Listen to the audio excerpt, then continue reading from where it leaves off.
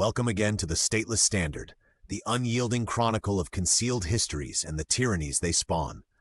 From our veiled vantage, we probe the fractures in power's facade, ever wary of the serpents coiled within. Today, we descend into a labyrinth of heresy and hidden agendas, Sabbatean-Frankism, the so-called Jewish sex cult of 1777.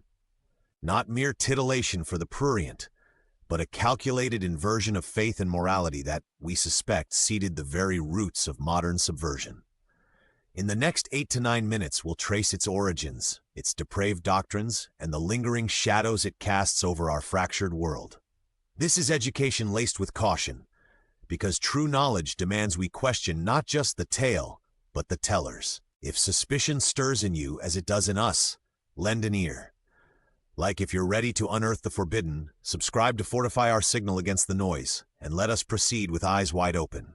Our story ignites in 1666, that numeral-laden year of apocalyptic whispers, when a Kabbalist mystic named Sabbatai proclaimed himself the long-awaited Messiah. Born in Smyrna under Ottoman rule, Zevi was no humble rabbi. He was a tempest of ecstasy and enigma, drawing over 1 million adherents, half the world's Jews, into his fevered fold. What heresy did he peddle? A radical theology.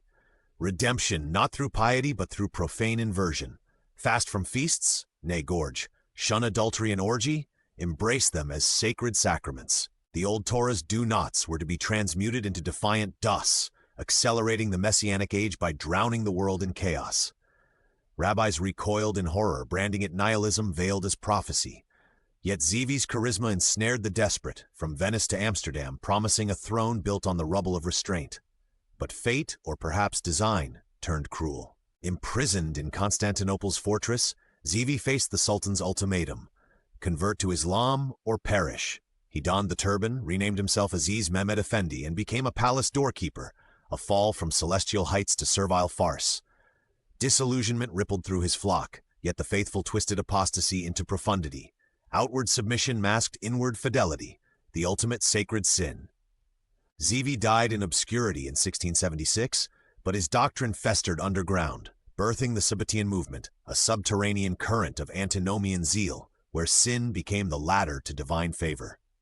Cynics like us can't help but wonder, was this betrayal engineered, a ploy to infiltrate and erode from within? The echoes suggest yes.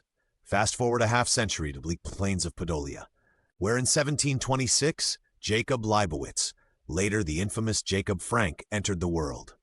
Raised in the hush of Sabbatean secrecy, young Frank imbibed the tales of Zevi as divine precedent. Banished from Orthodox communities for their heretical leanings, his family sought refuge among fellow believers. At his wedding, veiled emissaries initiated him into the fold, dispatching him as a missionary to the Balkans. But Frank was no mere proselytizer. Contemporaries deemed him domineering to the point of despotism, a charlatan with eyes on empire.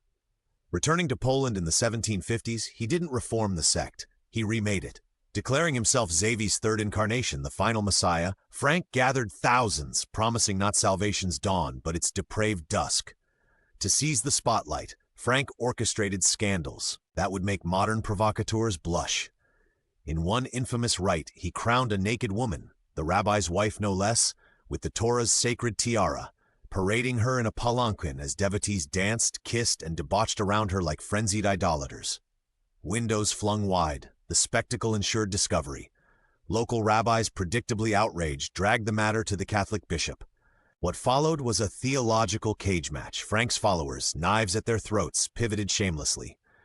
We're not Jews, they professed, but the truest Christians, believing in a divine human Messiah, scorning the Talmud as drivel. The bishop, amused or persuaded, ordered Talmuds torched in public pyres. Victory? Fleeting. Higher clergy overturned the verdict, banishing Frank's brood and dooming thousands to exile or worse. Suspicion lingers. Was this alliance with Christendom a desperate gambit or a calculated infiltration? Yet Frank's cynicism knew no bounds. To curry further favor and fuel our enduring distrust, he revived the vile blood libel, that anti-Semitic phantasm of ritual murder. In a grand disputation before Polish nobles, Frankists didn't defend Judaism, they damned it. The Talmud brims with blood rites, they lied, citing every crimson metaphor as proof of human sacrifice. As historian Paweł Maciejko notes in The Mixed Multitude, this poison seeped deep. The Frankist accusation is often used in later blood libels, from the Bayless trials to the Nazis and even contemporary anti-Semitic screeds. Rome intervened to avert massacre, but the damage festered. Frank, ever the manipulator, confessed to secret rites post-conversion, orgies, incest, the works, earning exile to a fortress. Mirroring Zivi's own cage. 13 years of captivity honed his grudge. Released in 1773, he forged a quasi-military cadre, uniformed, armed, hierarchical, whispering of end-times revolt against the church. Spies for Austrian intrigue? Quite possibly. And the rumors? That his daughter Eve was the bastard spawn of Empress Catherine the Great? They swirl like smoke from a ritual pyre. Frank's theology was the true obscenity. A higher Torah drawn from the Zohar, exempting the elect from morality's yoke. "I came not to elevate you," he intoned, "but to humiliate you to the abyss whence only God can haul you forth." That abyss? A vortex of sacred orgies where prohibitions dissolved in ecstasy's name. "Blessed art thou, Lord, who cancels and permits the forbidden," they chanted, inverting the Decalogue into a libertine's creed. Consent? A quaint illusion amid Frank's abuses. By 1777, the cult peaked in depravity, its 3,000 mass converts, the largest in Jewish annals, a Trojan horse into Catholic society. Eve, upon Frank's death in 1791, reigned as history's sole female messiah, bankrupting the sect in royal delusions before its quiet demise. Records? Torched or buried, leaving whispers. Missing Catholics on Passover, bodies pinned on Jews, but traced, suspiciously, to Frankist lairs. And herein lies the cynical calculus. The thread we at the stateless standard tug with grave suspicion. Sabbatean-Frankism didn't vanish, it metastasized.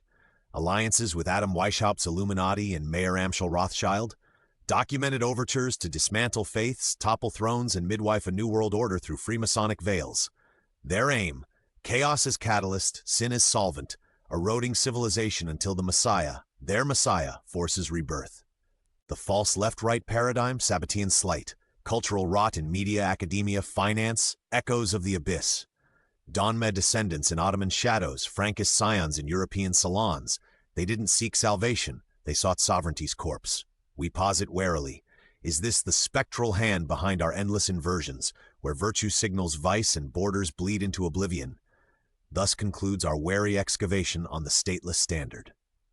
If these shadows unsettle as they do us, comment, Frank or Zivi, which false light burns brighter in your suspicions? Like if you're armored against the inversion, subscribe for more dissections of history's undercurrents, and share with one soul yet to glimpse the strings. Truth isn't comfort, it's the blade that severs them. Until next we convene, harbor your doubts, guard your flame, fade to suspicion.